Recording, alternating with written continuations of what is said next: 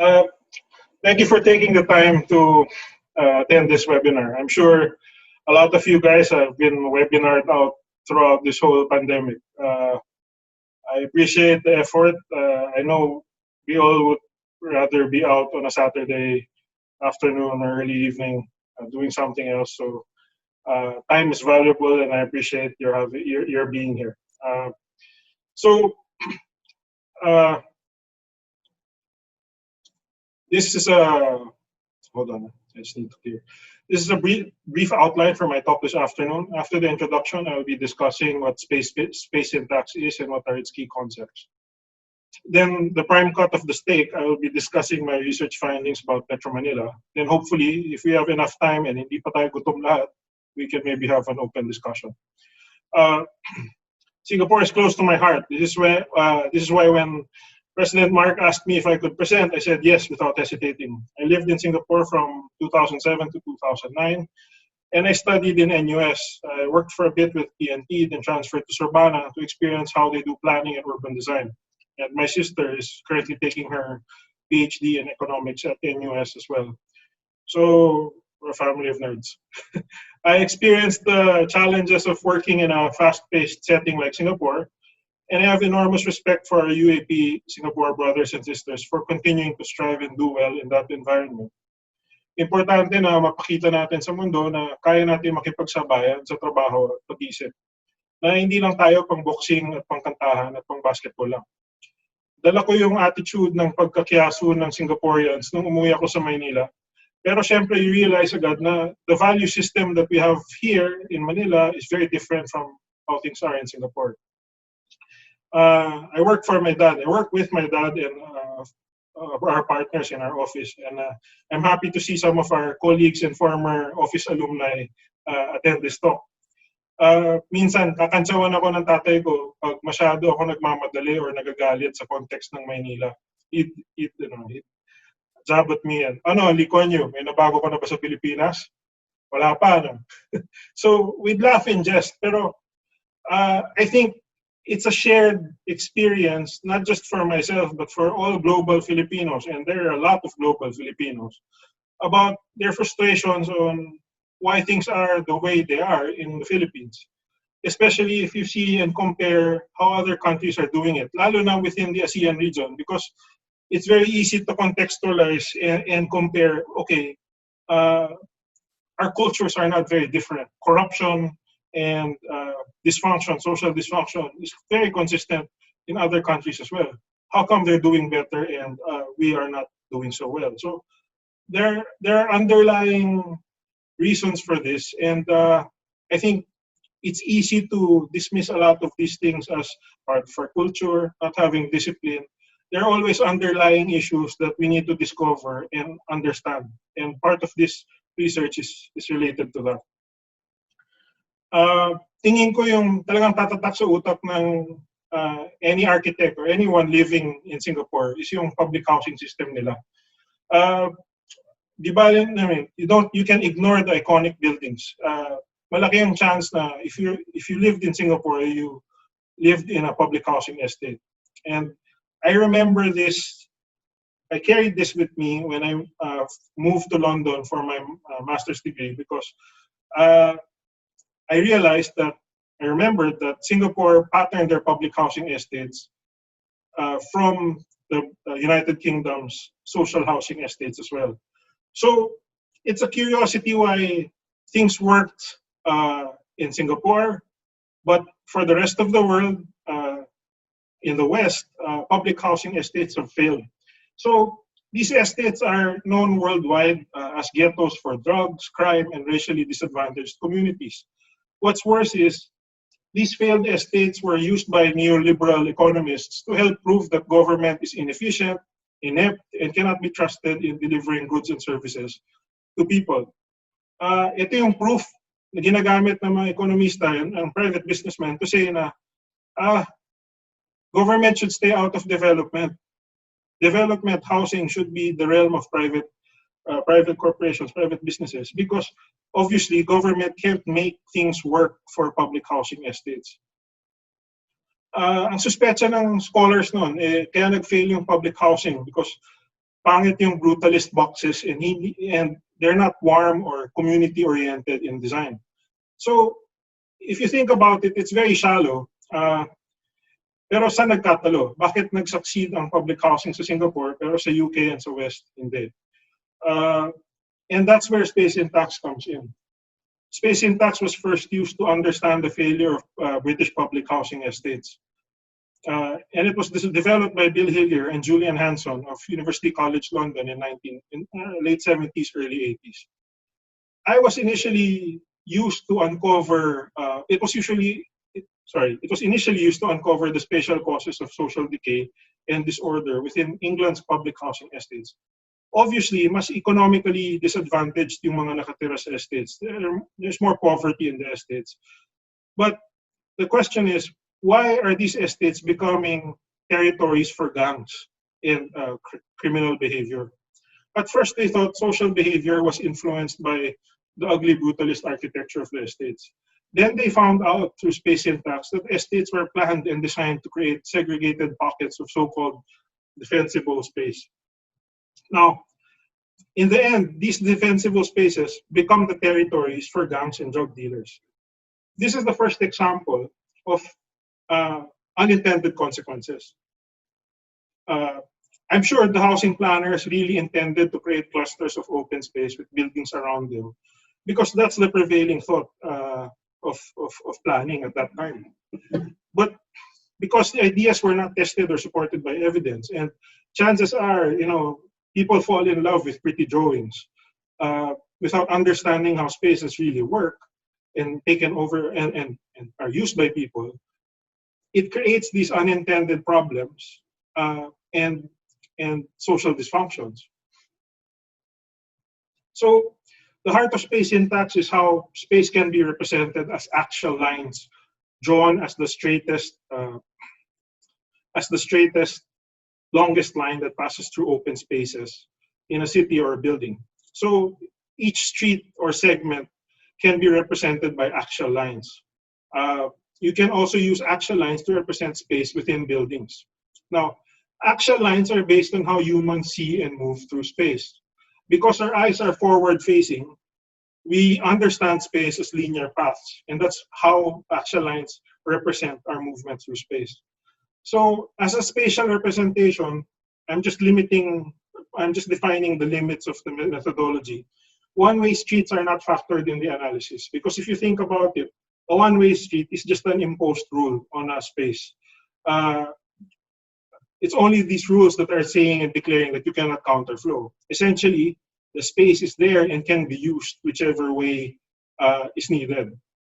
So another thing that the actual line methodology does not account for is the road widths, because the actual line occurs regardless of how narrow or how wide the street. But the correlation usually is that the longer the actual line is, chances are the wider that street is, because usually longer actual lines denote primary arterial roads and therefore have wider rights of way. So based on this, each actual line represents a street or a space, and then that's counted as a node, which is then grouped together according to their connections to form a network that can be mathematically analyzed. And I'm sure you've encountered data science and network science, especially recently because of the pandemic. The pandemic is an application of network science, network computation. So if you've seen articles on those topics, essentially space syntax is spatially applied network and graph theory taken from mathematics. Now, it sounds complex. I'll try my best to simplify and explain the general concepts. Now, the analysis of the spatial network generates specific properties with different characteristics and uses. So this red node here, that's the node of high closeness centrality. It means it's the node closest to the most number of neighboring nodes. Thus, it has the highest spatial integration. This means that this node has the highest capacity to generate activity or traffic towards it. Meaning, madali sa puntahan. Yun lang yun. Having a high closeness centrality or high integration means you're the easiest to get to. you're a destination in the network. Next is the node of high betweenness centrality, shown in blue. It means that the node is between the most number of neighboring nodes, and thus has the highest root choice value. This means that the node has the highest capacity to generate through traffic as things flow from left to right or throughout the network. Ang high betweenness centrality means that mas malaki ang chance na madaanan yung space. So closeness centrality means destination, pinupuntahan siya. Betweenness centrality means dinadaanan siya. And those are two separate contexts, two separate characteristics. But in certain areas of Metro Manila, these two coincide together in the same location. So closeness and betweenness overlap in the same place. So betweenness centrality, you see this in situations like if you live in southern Metro Manila, the only path you can take is going to the CBDs or going to downtown Manila is either through Postal or SLEX. Those are the betweenness centralities. The closeness centralities naman, to illustrate this better, is sometimes you'll see two Starbucks branches across each other on the same intersection. That's because one Starbucks is addressing a specific catchment and the other one is addressing another catchment. So the nice thing about this graph theory is it exposes a lot of fine-grained detail on the network and makes you realize that not everything, even if it looks the same, not everything is the same spatially. The third characteristic is the high clustering coefficient. So this is what happens when a node is centrally located amongst interconnected nodes. This is what you get in modern shopping malls, where you have different kinds of retail activity adjacent to each other. But you also see this naturally in places like Tangwa for flowers, and in Raon for electronics, and I forget the name of the street for cameras, sa Quiapo. But idea is high clustering coefficients occur when when the same kind of activity clusters together, and it becomes more economic for the same kind of activity to keep growing and agglomerating as a group in one location. It becomes a one-stop shop for that specific kind of product or service. So the core of space syntax is the concept that how we interact with space influences our social behavior. These concepts are codified in the two Bibles of space syntax, The Social Logic of Space by Bill Hillier and Julian Hanson, and Space is the Machine by Bill Hillier. Bill Hillier just passed away recently, and a lot of us in the space syntax world are kind of like his disciples, because if you read this writing, it's amazing. It's very, it can be dense and can be thick, no? Pero if you understand the clarity of his thinking, you start realizing, wow, he has a wonderful grasp of how the world works spatially and syntactically. Now, if you notice how our social networks form on Facebook, the people that we know and have relationships with usually correlate with where we first met them and eventually where we interact with them on a regular basis. So you'll see that most of your friends are either you met them either in as your family or within where you live, your village or your condominium, in your school, at work, or in certain project sites, since we're all architects, and the kinds of suppliers that we meet at the course of our job. Now, of course, this might have changed through social networking online, but fundamentally, the importance of place remains. I think what you need to consider is that the city is the most elemental and most fundamental social network there is. Because before all of this tech hoo-ha, everyone met in a place, and that place usually was in a city or an urban environment. So space syntax allows us to strip away all the layers of the city and look at the underlying spatial configuration that tends to drive human interaction. What it's good for is you can use it to deconstruct and remove the layers of values, of history, of emotions, of attachments, and of markets in cities, and just focus clearly on how space is configured. And then from that understanding, you start building in the layers back to understand how certain socio-economic phenomena correlate with the space. So from there, straight away, you can start figuring out that space syntax as a discipline becomes more powerful if you have data sets related to real estate values, uh, population, social phenomena like health, crime, uh, and so on and so forth. Uh, and what's nice is because space syntax goes into the fine grain, you're able to resolve and see the detail better than you normally would following just regular GIS methodologies. That's one of my frustrations because when DOH releases data, it's not, it's very aggregated into district and city level. It's rarely at the street or barangay level. I understand there are privacy ethics issues, but you know, to fight a pandemic, you need to be at the ground level because contact tracing is a part of contact tracing is also understanding where people go. So that's why all these contact tracing software that's being prepared locally I mean, it's problematic, and it's something that maybe if government shared more data with everyone, maybe the GIS community could help and the programming community could help. But anyway, I digress. So, what is space syntax for? The real estate mantra is location, location, location. What it does is it ties together the macro, the meso, and the micro, and it connects all three scales and unifies the city.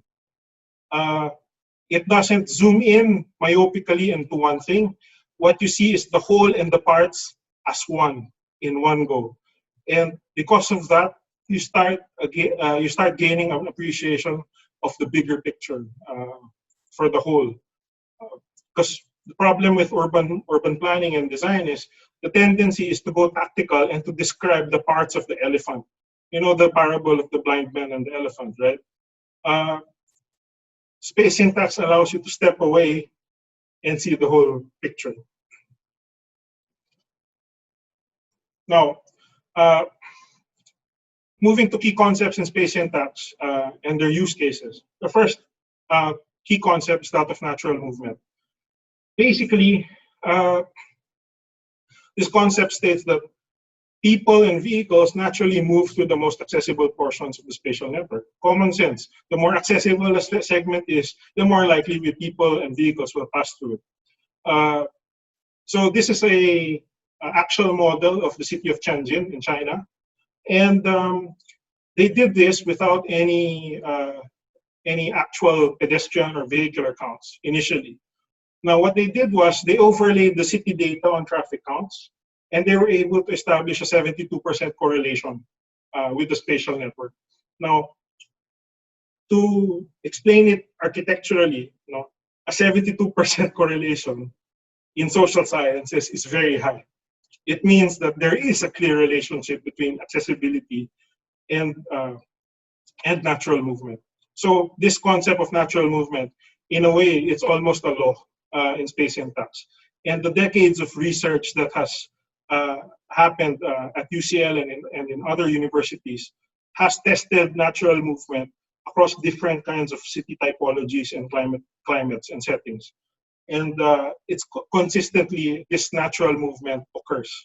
So that's one of the things that I want to nail down as a key concept. The next key concept is the formation of movement economies. So naturally, if movement occurs according to accessibility, economies chase these accessibilities. So this example is in central London, and you'll see that the network of highly accessible streets are shown, and then you have these little dots of retail and commercial activity aggregating along these pathways of access and movement. So that's an example of a movement economy. Basically, retail and commercial businesses follow footfall.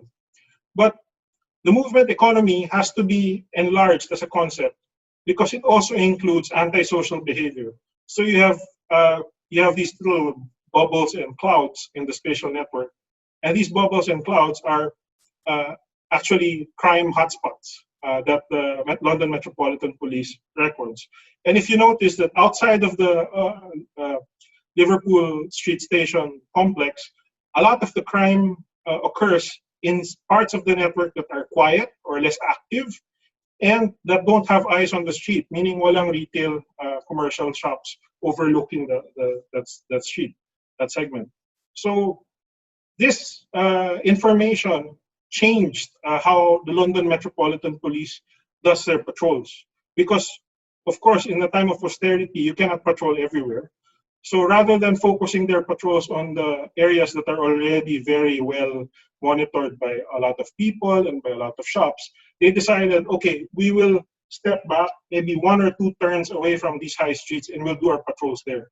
That way, we can manage the entry and exit routes into these high streets and make sure that so antisocial behavior doesn't get out or doesn't escape or doesn't get in.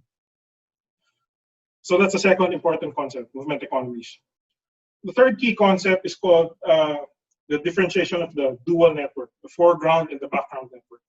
So obviously, if you have areas that are accessible, that are busier, and you have areas that are quieter, you automatically create a separation between activity and thereby creating a foreground and a background network. The foreground network are the warm gradients, or the reds and yellows, and these are what you see behind it. No? And then the passive background network is composed of the cool gradients, and these are usually the conservative or residential suburban areas. Now, this might be common sense, but if you start inspecting this in different scales and resolutions, you start seeing that the foreground network is an important clue on how to zone density and activity. Whereas the passive background network is also an important clue to understand where best to create residential areas. Now, the reason why it's the foreground network is called generative is because the foreground network is part of the urban fabric, and it's generative because it creates these social interactions by having more people in one place. The conservative or residential or suburban network, on the other hand, tends to keep people away and apart from each other. Now, if you think about it, if you use those words on a sociological dimension, conservative areas nga ang suburbs, and mas liberal or mas open-minded or mas generative for ideas ang urban areas. So, I'm an architect and a planner. I'm not a sociologist. I'm not a I don't have formal political economy training. But the fantastic thing about space syntax is when you start reading sociology and political economy, and a lot of this phenomena actually ties to spatial aspects of the city, and it has opened a very deep hole of learning for me that I usually indulge and dive into once in a while. So the next concept is the last concept is order versus structure. Space syntax highlights what is top-down versus what is bottom-up. So one example of top-down is when you visit a university campus, a lot of university campuses have formal grand structures, right? So you have the grand lawn, and then you have like nice vistas. But usually what happens is people don't follow these pathways and then they just cross right through. So these are desire lines that come out. And this is a manifestation of bottom-up structure. Now, some universities figure out that instead of resodding the grass every 2 years and replacing it, they just pave it over so that it becomes part of the natural fabric of the university campus. My professor, Dr. Kevan Karimi, did his master's dissertation on these little historical cities in Iran. And you'll see that a lot of their street networks are very chaotic and very organic because these are historical and ancient cities. No? But the interesting thing is that the bottom-up structure emerges when you run a spatial analysis on it, and then you'll start seeing that a lot of the integration cores in red happen to be where the markets are, or the bazaars. So you'll see that placemaking occurs even without architects and planners. So sometimes the imposition of order, if you do so without understanding the context and the underlying structure of the place, fails because we're not able to account for the bottom-up structure that society creates on the space. Which leads me to my dissertation. So now this is the prime cut. This dissertation was on the enclave suburbanism of Metro Manila. Now, if you think about Metro Manila, it's usually a recurrence of themes, and I want to call your attention to this so that you're able to, help me connect and stitch between slides these ideas. Modern day Metro Manila is a dystopia of extremes, extreme wealth and poverty alongside each other, congested streets and public transport, and uncoordinated planning policy. Local planners nostalgically bemoan Daniel Burnham's City Beautiful plan as a lost ideal. And the Duterte government plans to relocate key government institutions away from Manila to spur decongestion or decentralization. Struggling for solutions, Duterte pushes to clear streets and open up exclusive villages to public traffic. But to date, there's been no published study about the effects of this measure. So while I was in London, this was the hot topic because I think traffic was becoming worse. Hold on, I think there's a dog. Anyway, so now that sorry. So I took advantage of that gap in research, and I wanted to see and test how opening these villages actually change the context of Metro Manila's urbanism. These are the key research questions. What spatial patterns occur in Metro Manila's history, the past? How did the unrealized Burnham Plan impact Manila's development? How is Metro Manila's current urban fabric configured? And what can be done to improve Metro Manila's spatial configuration? So it addresses the past, the present, the unrealized present, and the future. Now, this study adopts a layered framework for its literature review and methodology. So Manila's history is joined with relevant global discourse on suburbanization, enclavization, and privatization. Now, these elements of spatial culture are then overlaid on key space syntax concepts such as natural movement, movement economies, the dual network, and order versus structure of spatial networks. This slide is really just for the academics in the room, but also to show that space syntax is not necessarily just a piece of software, but actually a set of methods and thinking to understand space and test plans and designs. It's not just one piece of software. Actually, if you notice, the framework for a historical analysis differs from the framework for a present-day analysis. And it was a very tedious process because my programming skills are not up to scratch, and I had to do manually a lot of the analysis and sorting of the data. Now, to define the scope and coverage of the project, the study focuses on Metro Manila's activated core within the green area defined by C5. So I did this over like four and a half months of cleanup, network cleanup, and I ran the spatial analysis. And you'll see that Manila has developed a core, an urban core. So I'm focusing my study around this area. And if you see, I zoom in into the private enclave shown by Google Street View's key map as voids in the spatial network. These areas are not publicly accessible, and they exclude Google survey vehicles. That's why they're essentially holes in the fabric. Now, moving to the study's findings. The Spanish founded the walled city of Intramuros in 1571. It was to be a tropical reproduction of a European town, whilst protecting colonists from invasion and rebellion. Notice how old maps are oriented from Manila Bay. That was the primary point of access and orientation because the Spanish came from the sea. Notice also how Intramuros is drawn as the center of Manila, with a defensive buffer of Pasig River and Luneta around it. This is an imposed order on the city and its surroundings.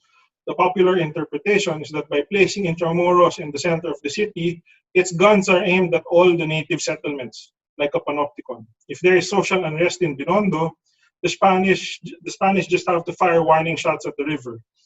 In Singapore, you see this phenomenon in how Fort Canning is located in the middle of Chinatown and Kampong Glam. The idea is the same. Order is imposed by these forts at gunpoint. Outside Intramuros, the Spanish founded mission church plazas or reducciones to convert the local populace and to reproduce Christian piety through the rhythms of church bells and rituals. As you can see, space is itself a device to replicate social behaviors.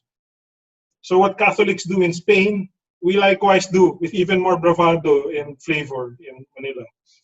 As shown in the 400-meter radius of analysis, these churches, white points, are located in locally integrated areas and are therefore serving a local population that walked to church, as could be expected from that era, because they did not have cars and vehicles.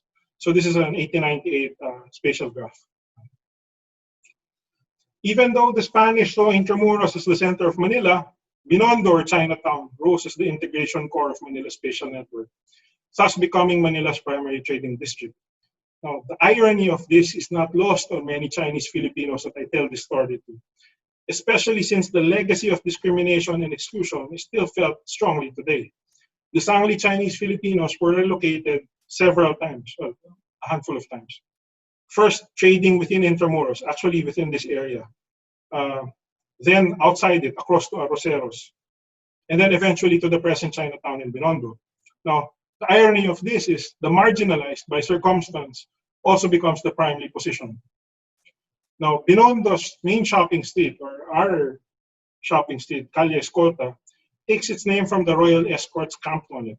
The historical record says that Escolta was the path that the Spanish Governor General took as he commuted from his residence in Malacanang, which is somewhere here, San Nicolas, before this bridge was constructed.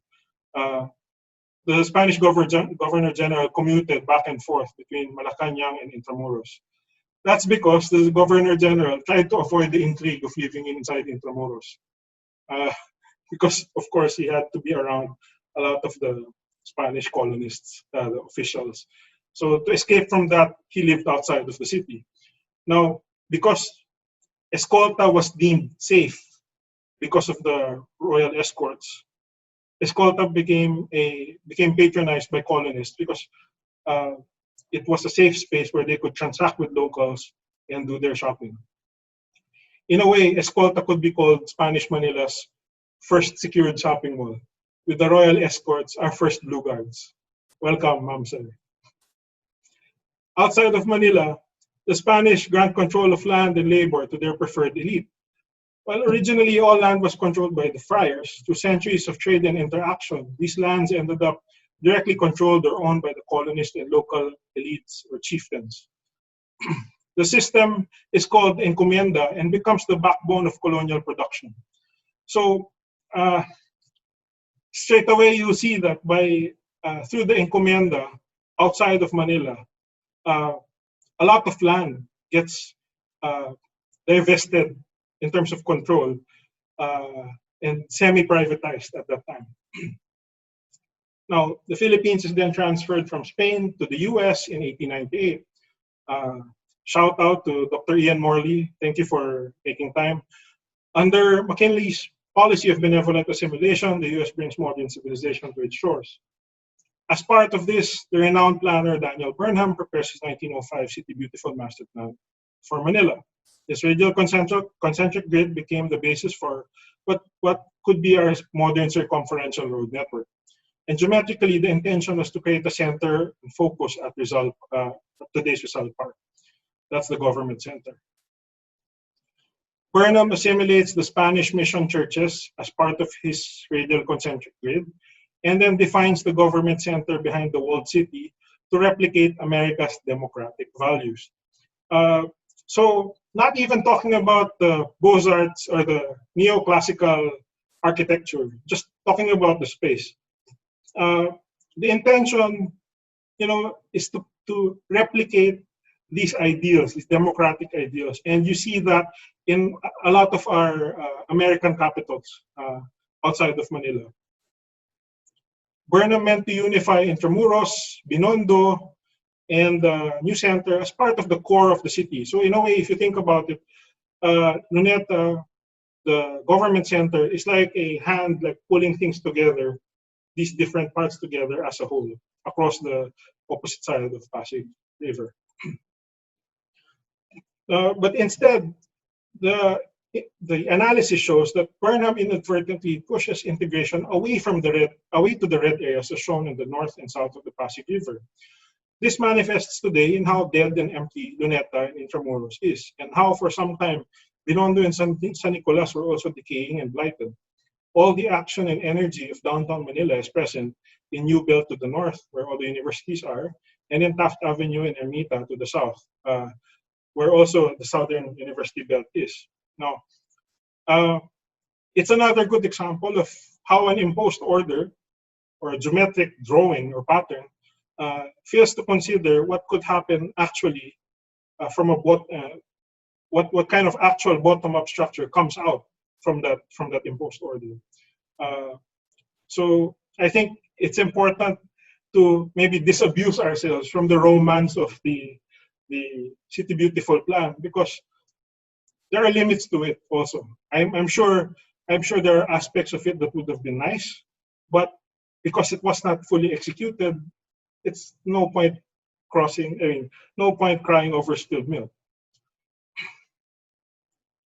Outside Manila, America's attempt land reform to redistribute the encomiendas and fire lands to Filipinos. But these lands are bought by the same encomienda grantees, officially privatizing the estates. This is frustrating because decolonization, the premise of decolonization was to give power back to the locals. But instead of actually empowering the locals and local Filipino citizens, they end up giving power to those who can afford it, which is the old encomenderos and hacenderos. They're the ones who could have afforded the auctions of these properties, and they formalize their control. Burnham proposes generous parks and open spaces on Manila's edges, similar to the green belts and buffers defined by Ebenezer Howard in his Garden Cities. But these overlap with the private estates and are outside of Manila's plan and control. From this, you can see that the story of the Burnham plan is not just about the City Beautiful, but also about its geographic limitations and its political limitations. It foreshadows how government planners are no longer able to impose their political will and development controls on private estates, because land ownership and political power is muddled to begin with. What we have today shows that in the end, the best private developments are those that begin to take the roles of government for themselves: estate administration, development control, property management, and maintenance. This is the reason why Ortigas Association, Masaya, and BGC and BESC, Bonifacio Estate Services, are there to ensure that the quality of these CBDs are maintained and preserved. Now contrast this with Singapore. When Singapore earned its independence from the British as part of Malaysia, then when they were ejected from the Union of Malaysia, Singapore's government sought to buy the land outside of its city center. Now, I think 66% of the land in the island city-state is now controlled by government.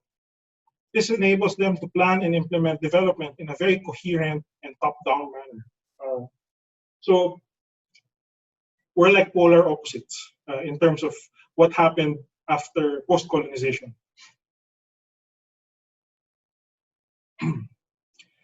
The 1945 map of Manila consolidates 46 years of American urban development.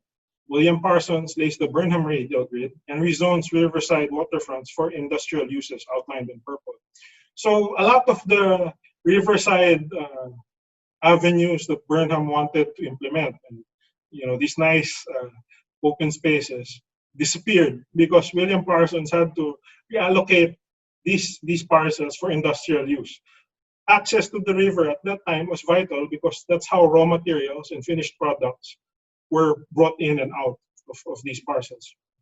The large industrial blocks along the river effectively disconnects one side from the other.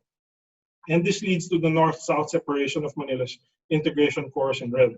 This north-south separation leads to the disconnection of the urban fabric and creates an interesting scenario, especially in the southern integration core, which we will look into closer. American-founded establishments in yellow have the highest 1945 integration values. And if you notice, almost all of these American establishments are located in the Bayfront District. I'm naming it the Bayfront District. It's not a formal name, but it's because, in a way, it behaves uniquely apart from everything else in the city. If you notice, the red portions have lower accessibility values compared to the green dots, the green segments, green portions, which are part of the original Spanish expansion of the city. Avenida Rizal, which is like the everyman's commercial strip, is somewhere here. That itself is like a separate integration core. But ultimately, the colonists and the Philippine elite hung out in this area.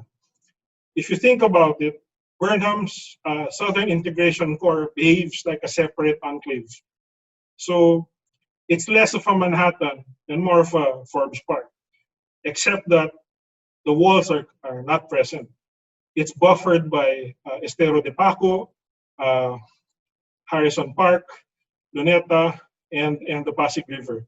So all of these physical barriers define this separation for this space. And if you ask if you ask the boomers, I mean, our lolos and lolas, to tell, ask them about what's happened in the past, they'll tell you that this place was the place to be. Manila is devastated after World War II as liberation forces shelled the resolute Japanese. This hastens Manila's suburbanization into its adjacent private estates as Manileños flee the ruined city. You can see that the Tuason Hacienda was purchased by the Philippine government and is developed into Quezon City with south and west triangle farming. And instead of Burnham's parks and open spaces, we see the edges closest to Manila become suburban spillover for the city. So that's why you get New Manila, Santa Ana, San Francisco del Monte. These areas became the suburban catchment for Manila from the 30s to 40s. And this is what you see in the 1945 map of Manila. By 1967, Manila grows to the edge defined by Circumferential Road 4, or EDSA. Signaling decentralization, you will notice that EDSA spatial integration values in 1967 are already higher than Manila's old core. From this, one can see how the edge defined by EDSA and the private estates has already become more accessible and preferred over Manila's core, way before suburbanization and growth reached full swing in the 80s up to today. As foreshadowed by Burnham's plan, fragmentation towards two separate developments continues.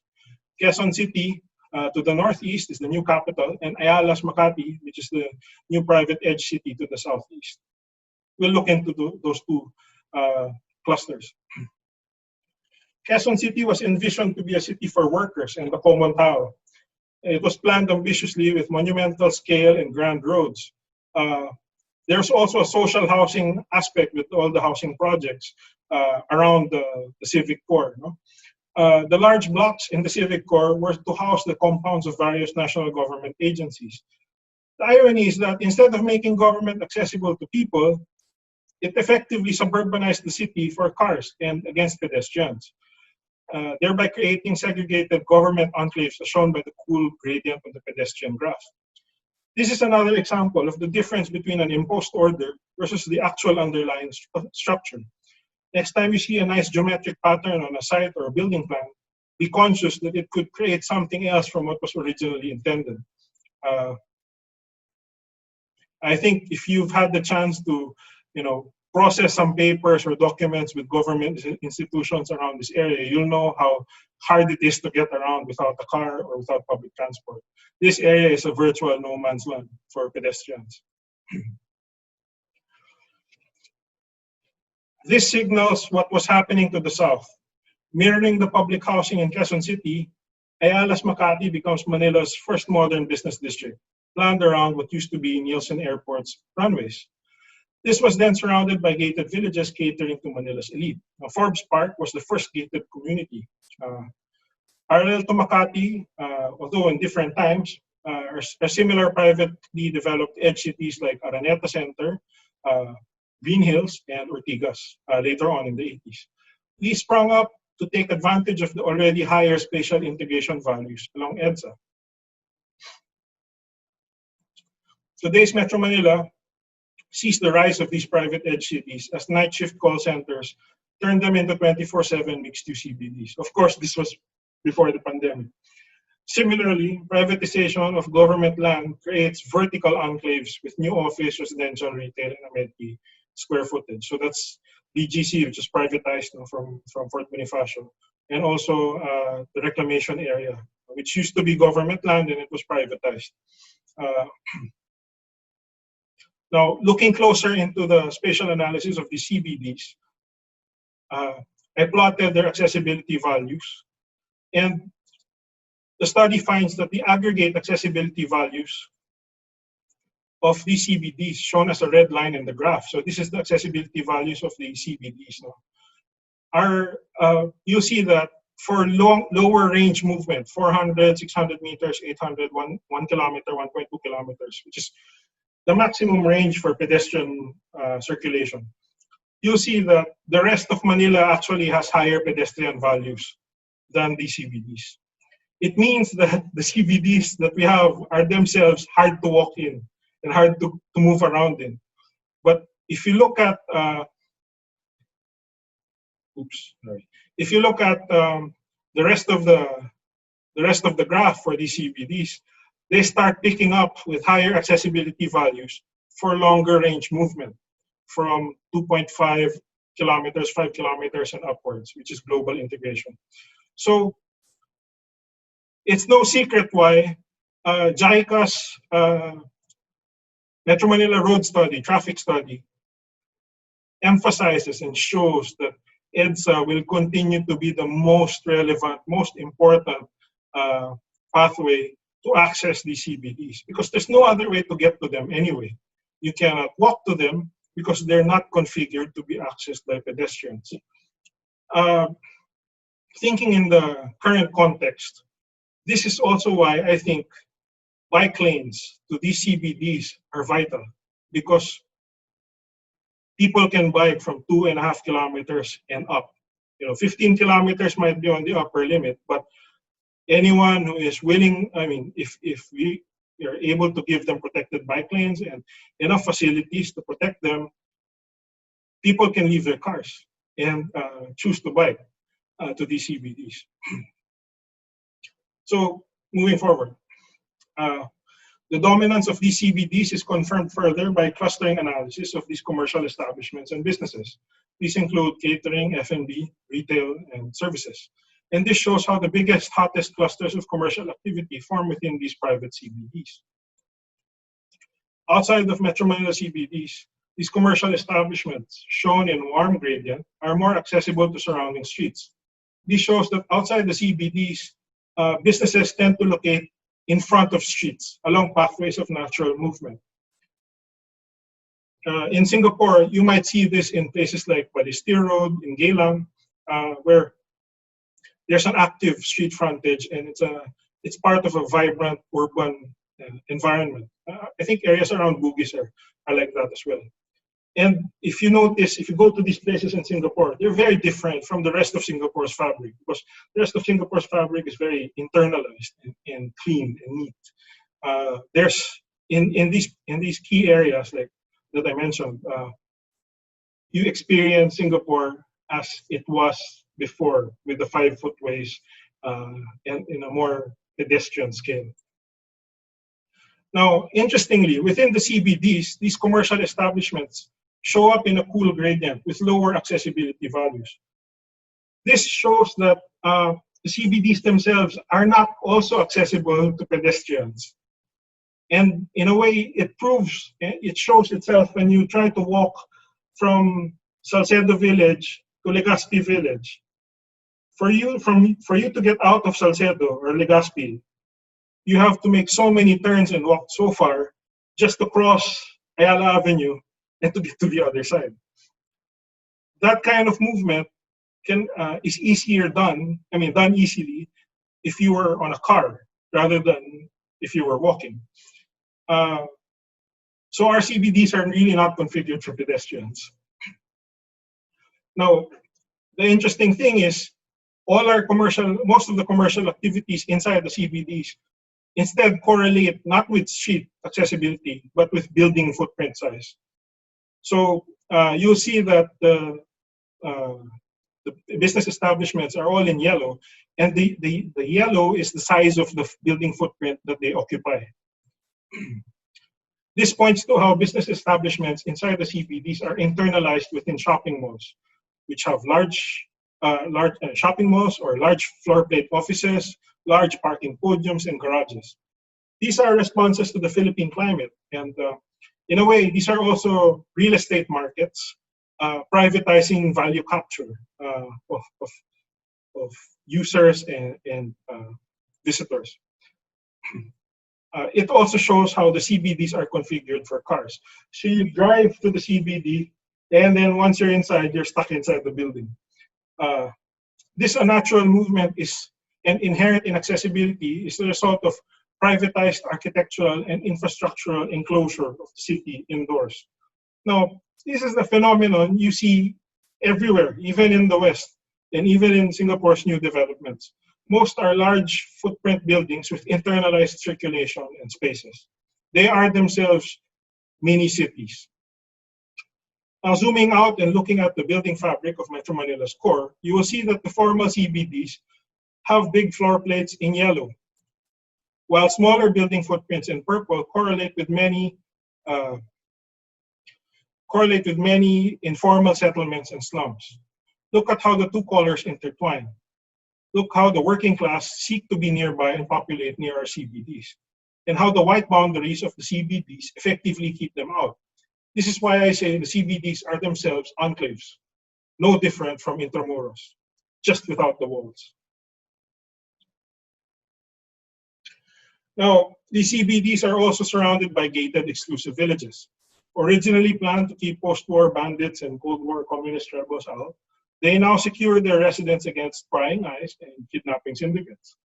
This makes the gated village the de facto model of residential development, even for the working class outside the core. In a way, it is trickle-down aspirational urbanism. If the rich want to be secure and exclusive, we all want the same for ourselves too. This study surveys perimeters of exclusive villages and classifies their gates into 4 types with their corresponding colors. This creates a typology of access points and segregation that is not just present in these exclusive villages, but also all over in all the subdivisions and housing projects, landed housing projects all over the Philippines. The interesting bit is when you start inspecting all these areas, you'll pick up a lot of resident-only gates. And then you start realizing the value of these resident-only sticker gates to these residents, because they're able to cut through the spatial fabric of the city and bypass a lot of the forced movement along EDSA and along the other avenues. No wonder why these stickers are themselves status symbols. Now, this is just for the academics again. The average values of the streets within these villages present negative correlations within their accessibility values. So you'll see negative correlations. This quantifies just how segregated these exclusive villages are from the public network. Exclusivity is not just a brand perception. It's not putting gold on a label or making things shiny and polished. Exclusivity is a spatial characteristic, and it's quantified with real numbers. Yet, their village gates have positive correlations with vehicular accessibility. So it's like a sea urchin. The interior is soft or inaccessible, but no, I think it's the wrong thing. It's an M&M. So the interior is the chocolate, and then the exterior is the hard shell or the gates, the perimeters. And the perimeters are highly accessible to vehicular circulation. This shows that, like the CBDs, these villages are configured for vehicular movement. And it's proof why people would rather use the air-conditioned bubble of a car over walking to their nearby CBDs. And you'll see this with the flocks of cars coming in and out of Bel Air and San Lorenzo and Urdaneta, even if they're reporting to work in Salcedo, Legazpi, or along Ayala Avenue. Now, for the speculative experimental part of the study, with these findings, I tried to open these villages to public traffic, and you'll see that the villages are showing up in the orange range, which shows that their accessibility improves, the delta of their accessibility improves. Now, the interesting thing is, yes, the village accessibility improves because of the open gates, but the CBDs themselves do not experience an increase in accessibility. What this creates is that it creates more vehicular capacity around the CBDs, effectively choking the CBDs wide. So you create more road capacity outside the CBD, leading into it, but within the CBDs themselves, you're not increasing road capacity or increasing parking capacity. So the best comparison or example of this is when the Skyway opened from the south and connected to Makati. We increased road capacity going into Makati, but once you get to Makati, it's a logjam of cars. So this accounts for the queues going in and out of Makati during rush hour. We did not increase the road capacity of Makati, nor did we increase the parking capacity of Makati. Again, this is the mathematics just showing the correlations, how everything becomes more accessible, obviously, when you open the gates. But as shown in blue, there's an interesting phenomenon where opening the gates also makes things more accessible for pedestrians as well. So this is controversial. What if we open gates for pedestrians instead?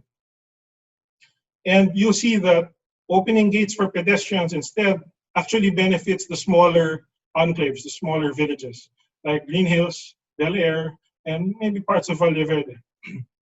Now,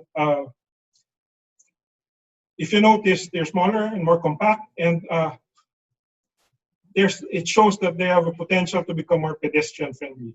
We will zoom into them to show you how the streets activate. The first cases include Green Hills and the Bel Air clusters. As seen in the street networks, these villages were originally planned to have open street grids. They were part of the open grid of that area. But eventually they were enclosed for security. Now, opening these streets with bollards and maybe providing CCTV coverage could be a start for a pedestrian-friendly redevelopment, with shops and amenities for residents, allowing them to shift away from car-centric movement. Now, if you think about it, Poblacion is already a hip and vibrant area. So this is the area of Poblacion.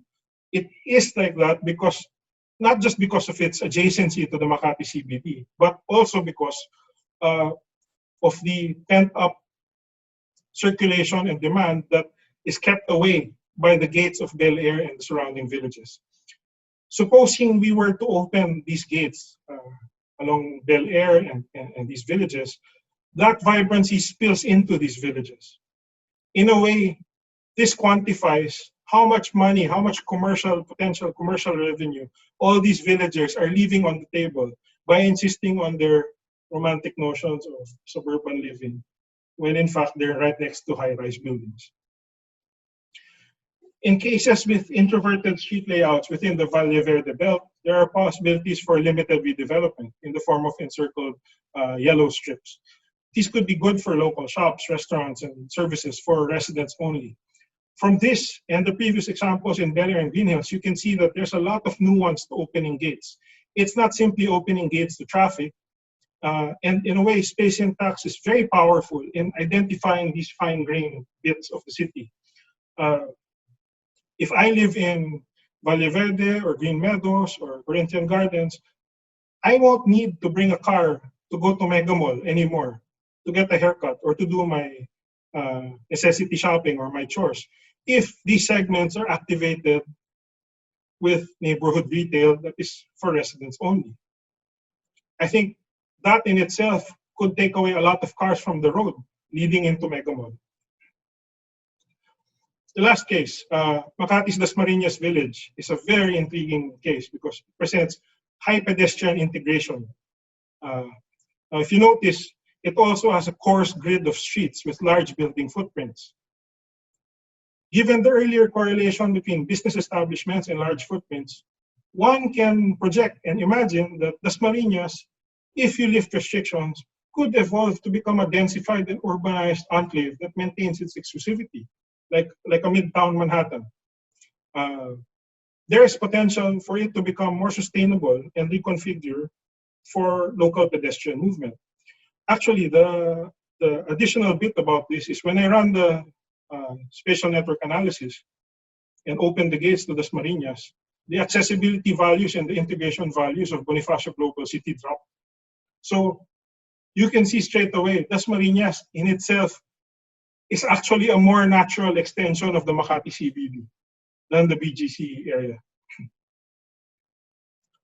Now, all of these mentioned cases need further study and engagement with the residents to rally collective self-interest. I know this is like kicking a hornet's nest, a beehive, and an ant or termite hill all at the same time. But this merely shows how much economic value and sustainability is being left on the table by residents by choosing to keep their gates up and maintaining village restrictions on land, which has become significantly more valuable and premium over time. These areas point to the possibility for a new kind of redevelopment, which I'm coining the term yellow field. This study proposes this alongside, as an alternate method, alongside brownfield and grayfield redevelopment. Yellow comes from the American Planning Association's zoning color scheme for residential areas, which is also used in the Philippines. So if greenfield is developed from virgin land, brownfield is development from industrial uses, and grayfield is development of suburban parking lots and infrastructure, all of these are top-down and imposed by large interests.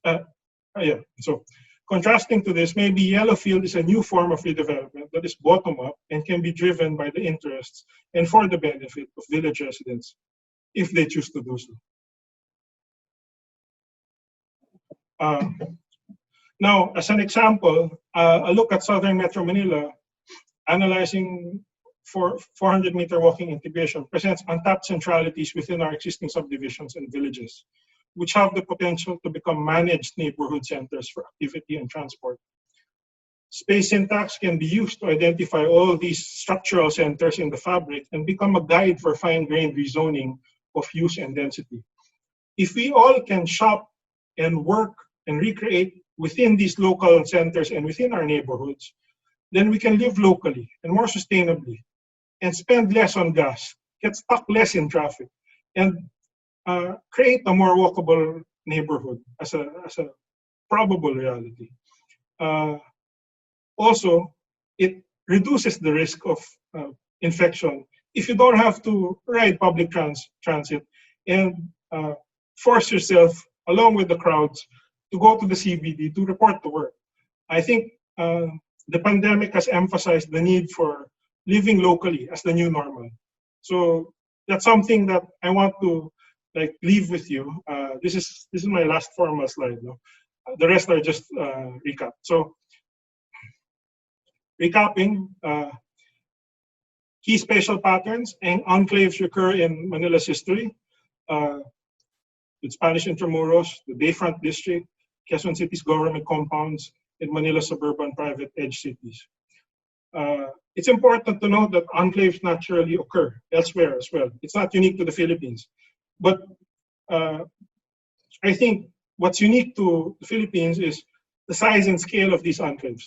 Because even in Singapore, there are private housing estates, right? But the scale is fine-grained enough to still be part of the city.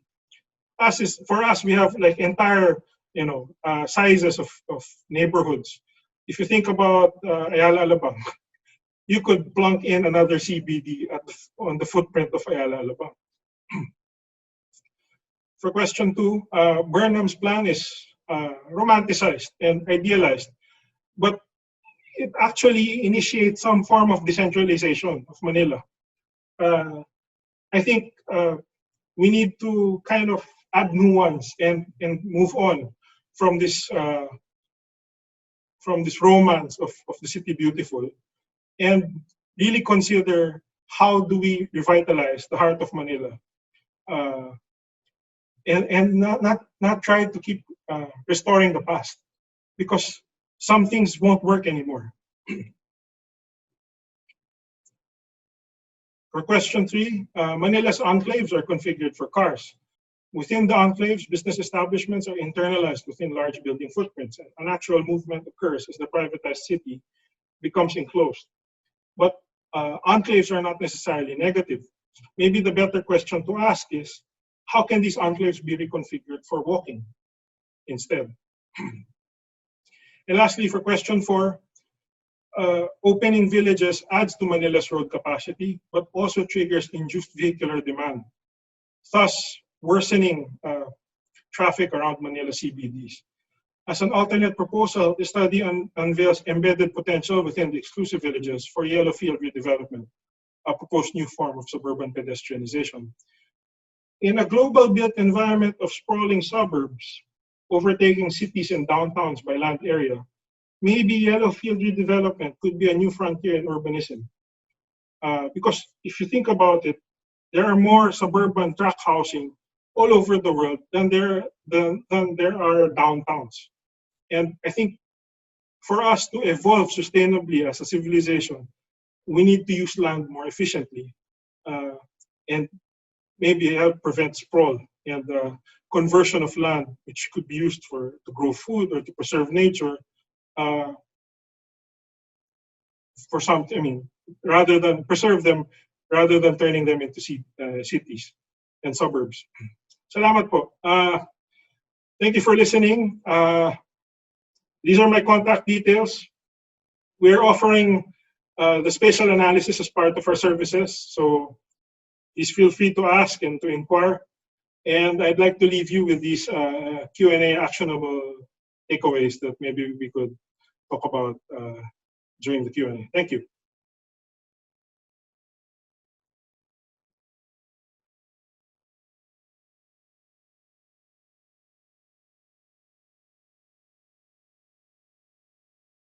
Kasi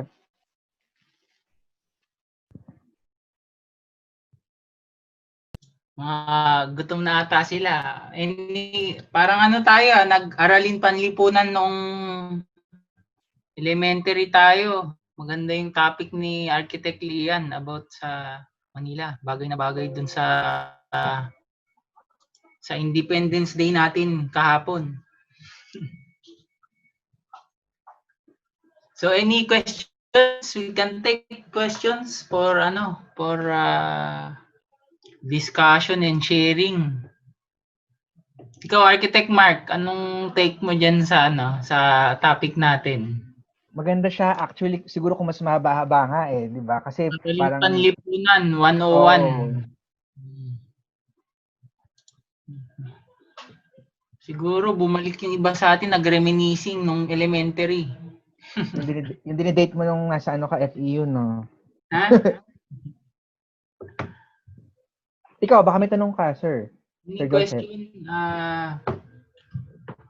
magko-question na nga ako, Architect Lian, isang icebreaker. Game.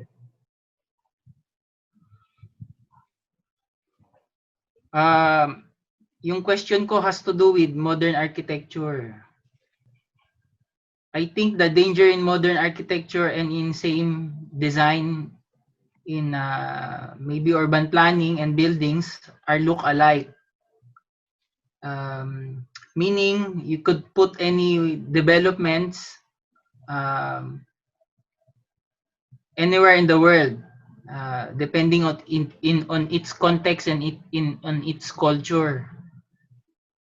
What do you think about this, and how much does the local culture and context play in architecture?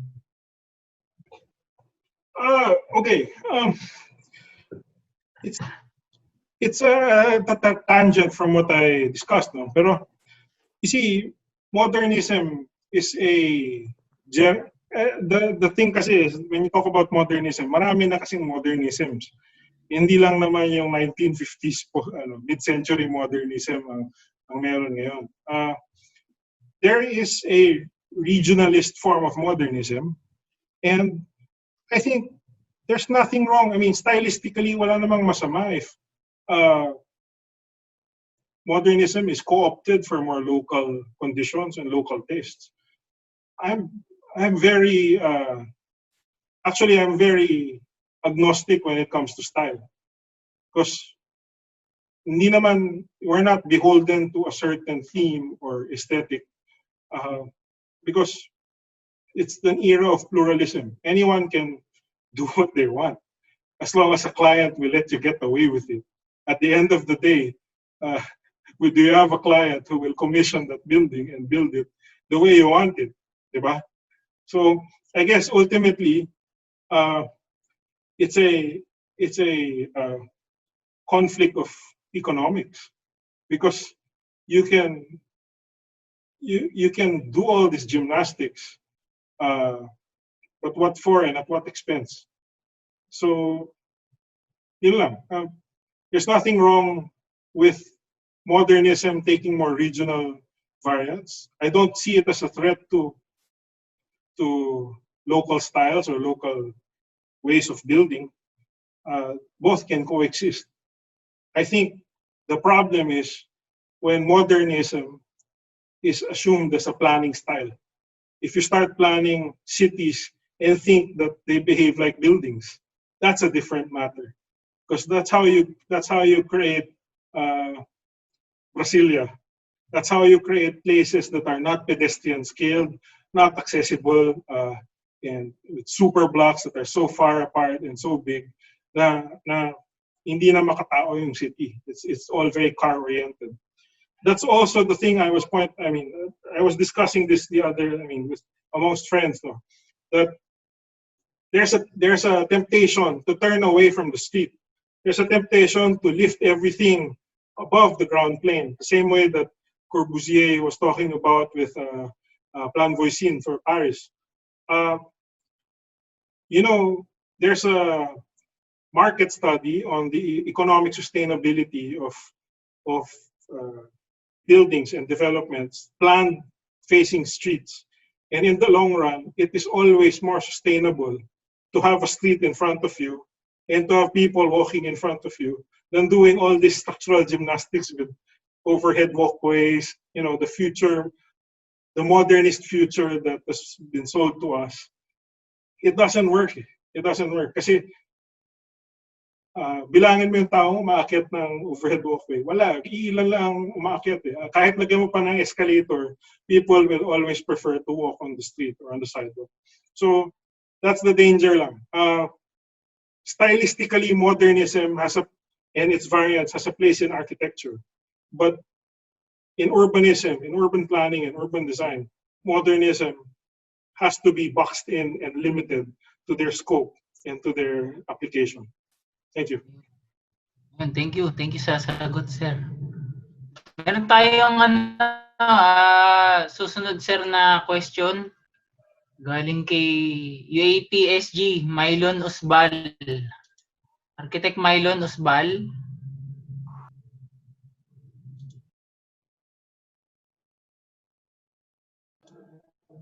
Hello, Architect Mylon? Hello? Narinig ba? Hello? Yes, sir. Narinig ba? Go ahead. Hi, sir. Maraming salamat sa sharing nyo. Napakaganda nitong urbanization. At napakaganda ng explanation nyo sa mga problema sa Pilipinas. Para bang isang container tayo dun sa loob ng isang malaking area. Enclose everything by closing the roads, right? So, I wish na yung Pilipinas magkaroon ng meron bang planning organization na pwedeng mag-handle mag-promote ng ganitong mga studies sa atin, sir? Maraming disparate, maraming hiwa-hiwalay na organizations. Nandyan yung UP Plano, may alternative mobility transit groups. Pero wala kasi tayong Central Planning Authority. Wala tayong parang URA. Ngayon, okay. diba? MMDA, hindi ba kanyan? Meron kasi ang MMDA has become hampered by their limitations on their organization. So, okay. naging role na lang ng MMDA is parang traffic management. Pero for them to dictate land use onto the component cities of Metro Manila, ang hirap eh. Kasi oo nga, sir. you're stepping on their territory, on their turf. Oo. Now, and one thing more, it's, maraming planners na nagko-complain na bakit wala tayong central planning authority. I think kailangan talaga siyang i-address in an elegant way. Kailangan siyang gawa ng legislation or kailangan gawan siya ng parang implementing rules and regulations. Correct, To help push people to act in a unified manner. Kasi lahat naman ng syudad apektado eh. Di ba? Yes, sir. Maraming salamat, sir. Thank you. Next question coming from Mr. Kisha. Mr. Kisha. Hello, Mr. Kisha. Hello. Miss Hi. ako. Hi. Ma'am Kisha, hello. Hi, nice to finally meet you. I see you on Facebook, pero I don't get to talk to you. So. Yes, I know. Anyway, my question is, you mentioned bike lanes briefly, and that's my thing. My question is actually, since you have all this analysis, where would you, if you had to place only a limited number of, for example, protected bike lanes, what would you prioritize at the local and the national level na roads based on your maps? Yeah, from how I understood my analysis, it looks like because our enclaves are configured to be self-contained, it's hopeless trying to open anything through them.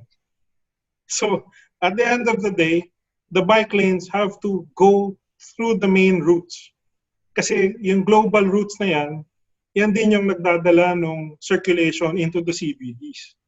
So I think the struggle is how do you deprioritize the car and instead, force the government or encourage the government to prioritize bike lanes. It's very difficult politically, but I've been speculating, what if you appeal, instead of appealing to government, what if you appeal to the tollway operators? Because a large chunk of the biking population will not come from within the CBD, within Metro Manila, but outside it. And a 15-kilometer bike trip to Muntinlupa or to maybe San Pablo, 20-kilometer bike trip, it's possible. I've seen you guys do it, right? Yeah. So imagine if you're able to allocate one bike lane on back and forth on these expressways. I know it's far-fetched. It's an expressway, it's a high-velocity road. Pero, bakit hindi? Diba? And I think it's easier to deal with a toll road operator because it's a single point of contact and single point of control.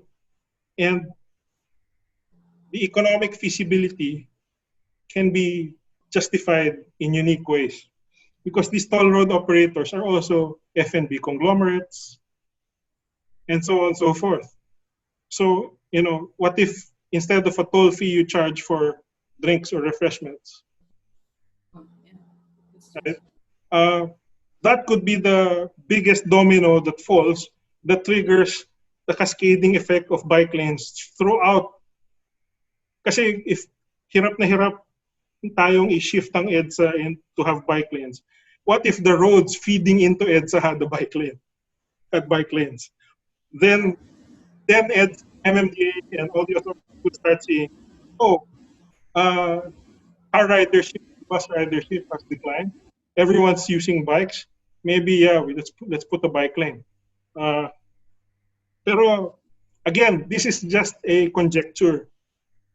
It has to be scientifically tested.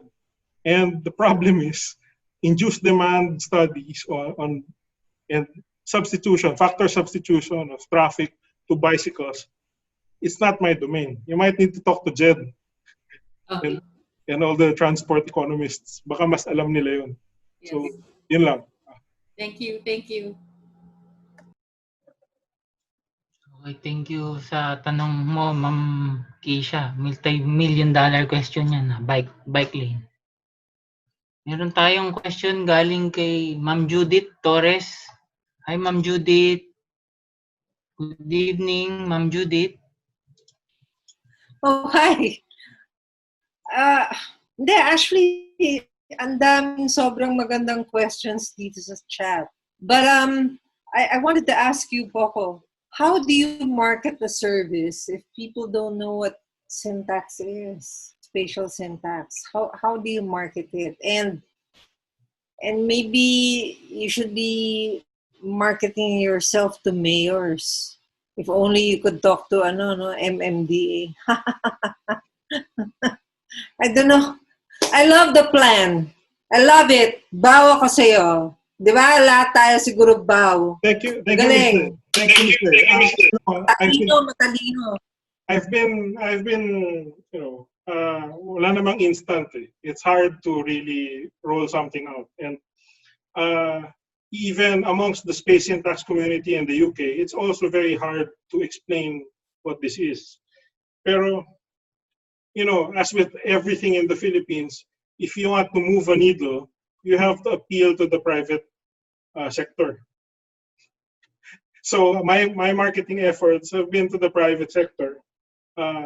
It's just that some of it has been derailed because of the pandemic. Pero I'm sure at some point they'll start seeing they will start to see the value in this because competition is more intense and cities will reconfigure to become more localized. And how do you make things more localized if you have no way of really quantifying it on a fine-grained scale? So I'm hopeful.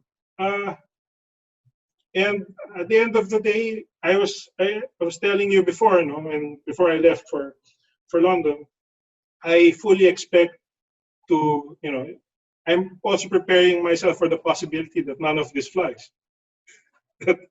It's all an academic exercise on paper.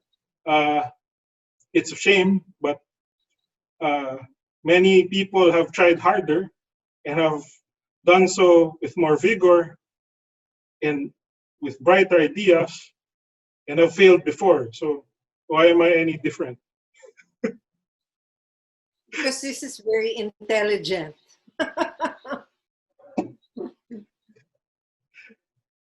You flatter me, Miss J. Thank you. Thank you, Ma'am Judith. Ako may tanong ako, pa-follow up ko lang yung tanong ni Ma'am Judith. Ako Sir Leandro, how would you encourage young Filipino architects or aspiring Filipino architects to do what you're doing, especially in syntax? Kasi ako hindi ko masabihin na magaling ako, pero parang hindi kami broad sa ganyang situation, ganyang range ng pag-aaral. So how will you encourage Filipinos like us na pursue kayo ng syntax? How? Thank you, sir. Very good question. Actually, I think hindi lang naman space syntax ang cutting edge. Maraming cutting edge sa profession ng design and architecture. And if you push yourself to be a critical thinker and to understand how you can innovate, maraming ways. Like, for example, the presentation of architect Mark Ong last 2 weeks ago, to me, the incremental innovation of pre-construction, prefabricated, pre-finished building units, that's the cutting edge. We don't even have that here in the Philippines. If you think about evidence-based planning and design, maraming ways to integrate evidence-based planning and design. Kasi ginagawa na natin yan, hindi lang natin alam eh. Yung solar orientation, prevailing winds, that's evidence-based. The problem is, the way it was taught to us was on a very, arbitrary manner. You check off a box that you did it. Yun lang. Pero if you really want to explore sustainability, there are many resources. There's Verde, there's DCA Green Mark, there's LEED. Hindi lang siya space syntax. The ground is fertile. You just need to plant and cultivate it. Kusa lang. And maybe okay rin to na we expose people to this idea so that they realize it's a big world. Actually, I'm sure the UAP SG community feels that because you're amongst highly technical, highly specific submission regimes. Maraming requirements in Singapore and forced to upgrade tayo. Kailangan nating makipagsabayan dyan. I think mas kailangan mabuksan yung mata ng local architects. Kasi if we keep complaining about civil engineers taking our work, it simply means we're not adding enough value to what we do. Diba? If we add more value, then maybe clients will start figuring out, why would I hire an engineer if I can talk to an architect who knows what he's doing? So, yun lang. I think maraming ways. We just need to push ourselves. Thank you, sir. Nice answer. Love it. Love it no? Parang Jollibee. McDonald's ba? Jollibee. Meron tayong kukuha na lang last 2 question. Question number 1 kay last 2 question na lang. Pagpamanhin po ninyo mga boss. Nagugutom na tayo. Sige. Kay Sugbo, Neil Andrew. Hello? Hi, Neil. UAP. Nice to hear from you. Kay Neil. Hello, Neil. Okay. Hello. Nagtatrabaho kami before for a project in Cebu. Kamusta ba? Sorry, I can't hear you. Okay, hello? Yes. Hello, ayun, good evening. Hi, Architect Poco, good evening. I really enjoyed your presentation. Thank you. To UAP SG, thank you for organizing this. Regarding the CPD, the Central Business Districts, do you think space syntax can reveal underlying problems like in the example earlier, maybe lack of affordable housing inside CBDs? Because as you mentioned of the global flow of traffic, that's why it's still traffic choke despite the seemingly connections. And even if they're called mixed CBDs, then maybe they're not mixed after all. What do you think? May you know your thoughts? Okay. Lack of affordable housing in cities is a constant problem. It's more of an economic accessibility rather than a spatial accessibility. Because when you talk about economic affordability, the question is about density and how much of that density goes into affordable housing. I think the answer is not specifically space syntax related, but more on the implementing rules and regulations of our socialized housing law. From what I remember when I was studying for the planning boards, is that the UDHA parang nabigyan ng waiver or inaalaw ang private sector to trade affordable housing stock and build them outside of the city. So that creates this distortion.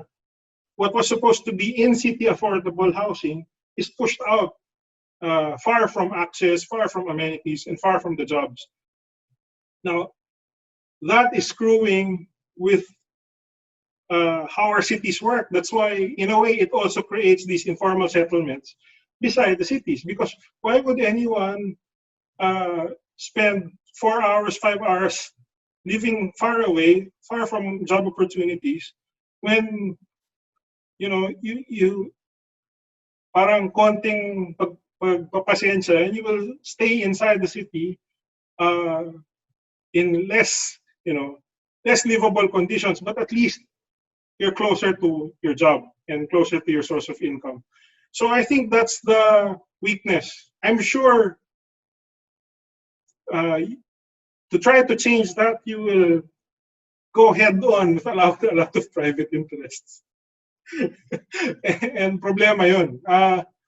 Pero the question is, hindi ba kailangan naman ng syudad ng affordable housing para sa mga trabahador? Hindi ba kailangan naman talaga ng service workers to be able to live in these areas? Because the moment a city becomes a gated community in itself, it collapses in its own weight. Can the rich dude pares clean up their common areas in their condos? Of course not. Diba?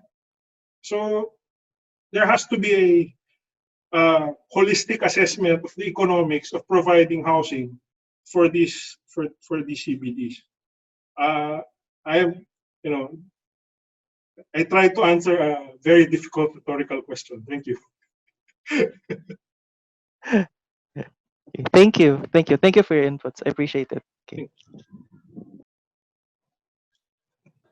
Okay, mga people, stretching muna. Last question na. Galing kay TAVHQ. Si Tony kaya yan? Hi, Miss TAVHQ. Hi. Hello? Hi. Ma'am Tony? Yes, Tony hi. nga. Wala kayong picture, Ma'am Tony. Oh, I Sorry. do. I'm in the car, so sige, I'm gonna show myself. Hello. Okay. Have a safe driving. Okay. No, I'm just a passenger. Hi, Pox. Hello. Hello. Hi. Ma'am Tony, hello. Okay. Good evening. So, thank you for such a very intelligent presentation. It's really, sabi nga ni Judith, it's a very intelligent content, no? And for me, my only question is, it's a multi-million-dollar question, I guess. Of all the things that you have gathered, all the data, you already know it's like layers upon layers of issues in Metro Manila. My only question is the easiest that if you are to present this to, say, a government official and they'll set it in action, what would be that area or that aspect where we can start realistically? I think densification. Densification of our subdivisions and villages. If blanket regulation requiring the densification and intensification of use of our residential subdivisions is instituted, then people have to comply. At the end of the day, everyone's going to benefit because land values will increase, and you know what? A million flowers will bloom because lahat tayong arkitekto magkakatrabaho. If densification was encouraged, a lot of us smaller architects will find work improving existing houses or redeveloping existing houses. Let a million flowers bloom. I know Chairman Mao said that, but I want to say it and claim it for this case.